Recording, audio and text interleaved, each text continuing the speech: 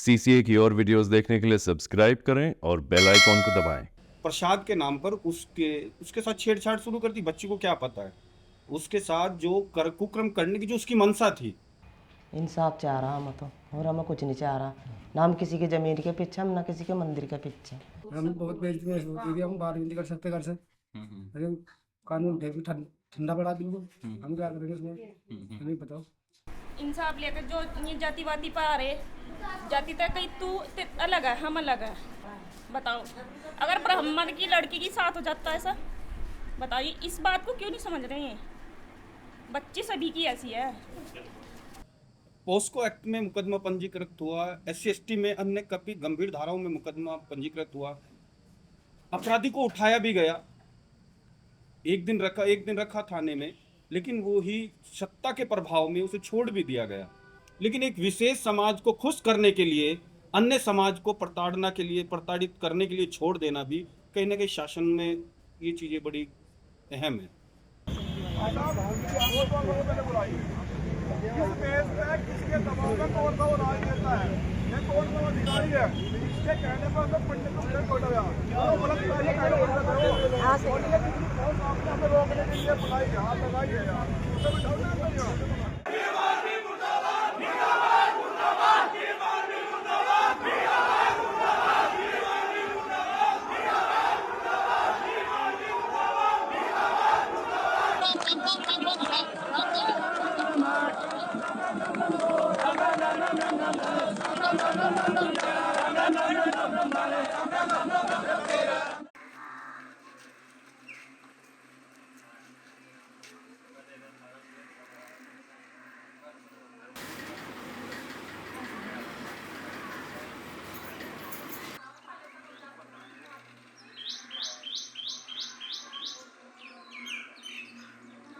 मैं घर ही थी जी उस दिन, तो 11 के 12 के बीच में यह घटना हुई। तो क्या कह लड़की को बुलाई, कहने लगे टीका लगाओगे। तो पहले उसने हाथ पकड़ा, फिर तख्त पे पढ़ाई, फिर उसने हाथ फेरा। जिसने ये हरकत की थी वो कौन था? और जी पंडित है जी वो, हम नाम नहीं उसका जानते, पहली बार देखा था हमने तो जी। अरे जी और भी घटना करी होगी उसने, किसी के साथ भी करी होगी, पर हमें तो उस दिन पता लगा जब हमारी लड़की के साथ हुआ। इंसाफ चाह रहा हम तो, और हमें कुछ नहीं चाह रहा। ना हम किसी की ज़मीन के पीछे, हम ना किसी के मंदिर के पीछे, ना किसी के हम रकम के पीछे हैं। हमें सिर्फ इंसाफ चाह रहा। तो आपकी तरफ से मुकदमा वगैरह लिखा गया है? हाँ तो लिखे गया, पर क्या कर अभी तक वो नहीं गिरफ्तार नहीं हुआ। ऐसा क्यों गिरफ्तार नहीं किया गया? उसको क्या हुआ था? जी बस इतना ही पता हमें तो। देखो जी इसको गिरफ्तार करवाओ। तो किन किन धाराओं में मुकदमा दर्ज हुआ है, क्या आपको पता है? दायरा में तो अभी तक कुछ नहीं पता चला जी। जी अच्छा, पहले भी इस तरह की घटनाएं हुई हैं गांव में अगर हम देखें? हाँ जी हुई होगी जी, वैसे ही वाल सुना। कोई बताओ ना बताओ। तो अभी क्या 10 दिन हो गए हैं, तो क्या असर आपके परिवार पर पड़ रहा है उस घटना के बाद?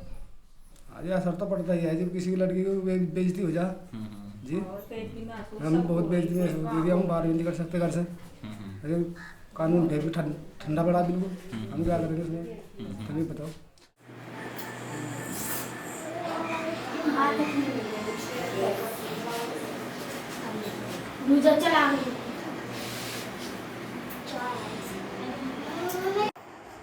हाँ बस आपके कहीं खड़े होके तो जितने उन्ना खेल लेना, कहीं खड़े करती खेल लेना लड़ा। ठीक तो इतनी की निदाने खड़ा होगा तो खड़ा होगा।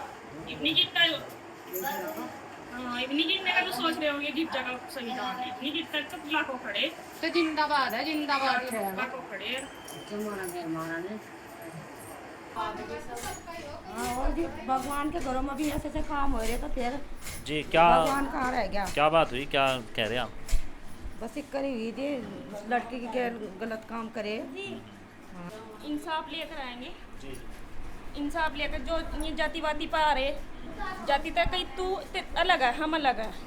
अलग तो नहीं है, एक खून एक है, माँ से एक है, बता है नहीं क्या जातिवादी पर क्यों आ रहे हैं?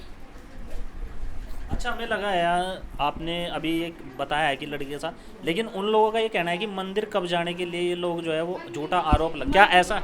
मंदिर पहले से नहीं उन पे है, पहले से छीना हमने, पहले से निकाल उस मंदिर में से। बताओ अभी क्यों वो कर रहा है ऐसा, हम ही क्यों कर रहे हैं ऐसा, बताओ तुम ही। हमें इंसाफ मिला। आज हमारी एक सी बच्ची के साथ हुआ, कल को आपका भी है, इनका भी है, और ब्राह्मण का भी है नहीं। लड़की सभी की ऐसी है। बताओ अगर ब्राह्मण की लड़की के साथ हो जाता है ऐसा, बताइए इस बात को क्यों नहीं समझ रहे हैं। बच्ची सभी की ऐसी है।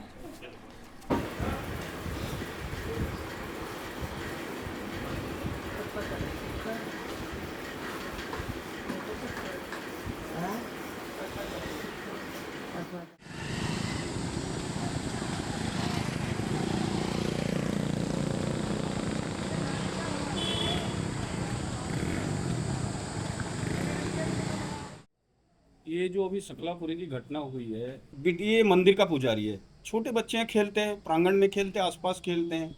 तो शाम का समय था, तो वो ही प्रसाद के नाम पर उस बच्ची को वहाँ बुलाया गया। 2 बच्चियाँ थी, उन्हें बुलाया गया प्रसाद के नाम पर। उसके साथ छेड़छाड़ शुरू कर दी। बच्ची को क्या पता है उसके साथ जो कुकर्म करने की जो उसकी मंशा थी, जो उस बच्ची के साथ कुकर्म करने की मंशा थी, उस मंशा को जब उसने प्रयास किया तो बच्ची चिल्लाई। तो वहाँ गांव के लोग इकट्ठा हो गए। गांव के लोगों को जैसे ही पता लगा तो उसके साथ जो वहाँ का पुजारी था, उस पुजारी के साथ गांव वालों ने पूछा भाई तू ऐसे क्यों कर रहा था। पुजारी के खिलाफ उन्होंने जो भी, देखो गुस्सा आता है ऐसे प्रकरण में। बिटिया है, बिटिया किसी जाति, किसी धर्म, किसी बिरादरी की तो होती नहीं है। और हमारे तो प्रधानमंत्री कहते हैं बेटी बचाओ बेटी पढ़ाओ, यहाँ तो बेटी के साथ ही नाइंसाफ़ी हो रही है। उसके पश्चात परिवार की उसकी गरीब बहुत है। आज हकीकत तो यह है, न्याय इसलिए भी नहीं मिल पा रहा, वो गरीब बहुत है। मैंने देखा है उसके घरों पे छतें भी नहीं है। वो बच्चे स्कूल तक नहीं जाते तो कितनी गरीब होंगी। तो जब वो पता लगा तो उन्होंने तहरीर दी थाने में। थाने में कोई उसको कानून संज्ञान में लेने के लिए कोई भी वहाँ का थाना अध्यक्ष, आला अधिकारी कोई भी तैयार नहीं था। उसके पश्चात भीम आर्मी को पता लगता है, फिर जाकर वो मुकदमा देता है। पोस्को एक्ट में मुकदमा पंजीकृत हुआ, SC/ST में अन्य कभी गंभीर धाराओं में मुकदमा पंजीकृत हुआ। अपराधी को उठाया भी गया, एक दिन रखा थाने में, लेकिन वो ही सत्ता के प्रभाव में उसे छोड़ भी दिया गया। जिसको लेकर ब्राह्मण समाज ने एक कॉल दी कि हम उस पुजारी के पक्ष में कॉल दी कि हम वरिष्ठ पुलिस अधीक्षक का घेराव करेंगे। आज भी वो परिवार दर बदर भटक रहा है। मैं अपनी उस कौम को, उस परिवार को सलाम करता हूँ। उसका एक ही कहना है कि अपराधी को जेल भेजेंगे, नहीं तो अन्य जितने लोग इस काम, क्योंकि इन कामों में दलालों की भी बड़ी एंट्री होती है। काफ़ी लोग उन पे दबाव बना रहे हैं, समझौता कर लो, इसे वापस ले लो। लेकिन आज भी वो गरीब परिवार, वो गरीब हो सकता है, धन से गरीब हो सकता है, लेकिन उनके विचार इतने अमीर हैं कि आज भी वो अड़ल खड़ा है कि हम इस पुजारी को सजा दिला के जरूर रहेंगे। आपको क्या लग रहा है कि इस पिछले सालों में क्या दलितों पर और गरीबों पर, और जो गरीब है किसी भी जाति का या साथ में दलित हों, OBC हो, क्या शोषण बढ़ा है? क्या एक इस तरह से संदर्भ, क्योंकि पॉस्को जैसे आरोप में इतनी जल्दी छूट जाना बहुत बड़ी चीज़ है। पॉस्को में तो बहुत मुश्किल होता है, बेल भी मिलना बहुत मुश्किल होता है। कैसे समझ रहे हैं आप, ये हो क्या रहा है, क्या संदर्भ है जिसमें से? आज के समय में देखो, अत्याचार तो बहुत ज़्यादा बढ़ चुके हैं, लेकिन यह है कि अत्याचारों के खिलाफ हमारे जैसे संगठन, भीम आर्मी भारत एकदम जैसे संगठन आवाज़ उठा रहे हैं, बड़े स्तर पे आवाज़ उठा रहे हैं। लेकिन कहीं ना कहीं तानाशाही इतनी है कि पहली बार एक क्रूर शासक इस देश के अंदर, एक जैसे कहते हैं ना, हिटलर का नाम हमारे बड़े छोटे सब बताते हैं हिटलर था।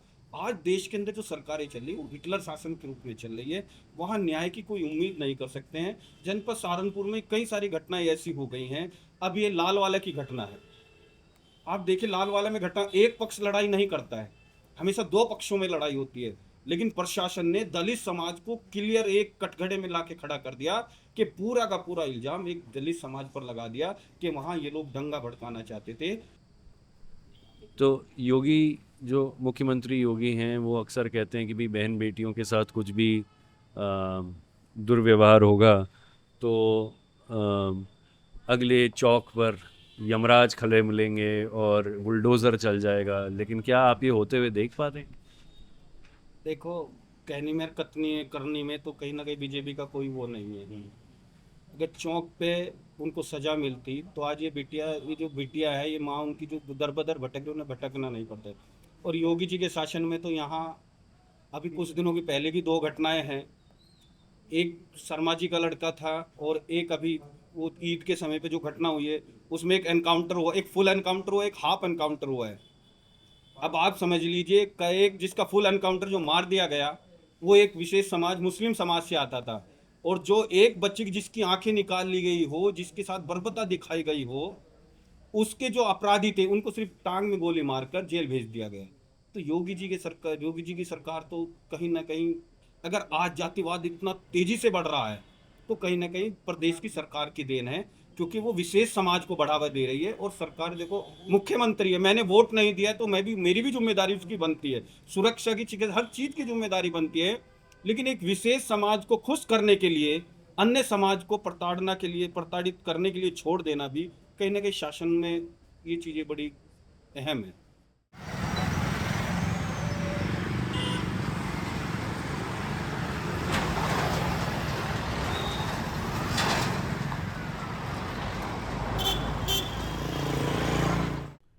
इस QR कोड पर स्कैन करें और CCA के दोस्त बनें।